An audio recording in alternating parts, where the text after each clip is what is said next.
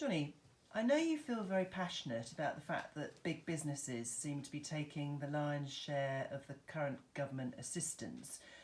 And once again, SMEs seem to be left out.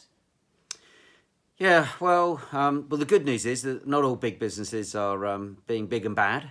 We've got British Petroleum, who are actually giving free fuel to frontline NHS workers and emergency services. But the supermarkets, the likes of Tesco's, had one of its best trading months ever as people have rushed out to bulk buy toilet rolls, flour, eggs, and you see the shelves just bare.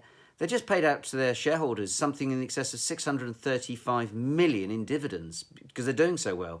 Yet on the other hand, they've managed to get a 538 million business relief on their rates. This is just crazy. It's the UK taxpayers that are basically subsidising successful businesses like Tesco's. And it's not just Tesco's. McDonald's last year made £406 million profit, and yet they're furloughing their workers. And not only furloughing their workers and getting 80% of the workers' income paid by the government, but they're not paying the 20% which they could be. They've got more than enough money, and yet they're not actually doing their fair share, or so it would seem. But you're absolutely right. It's the SMEs which are causing most concerns.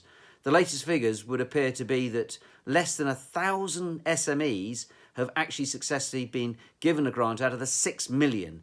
And people forget it's the SMEs, the small to medium-sized businesses, that are the lifeblood of not just the UK economy, but many economies in the world. They don't have fancy accounts departments and HR departments. Therefore, it's harder for them to make these claims. And then we find the good old banks are very often asking for personal guarantees or imposing charges. So the SMEs are really in a rock and a hard place, and the government's got to do something about this sooner than later.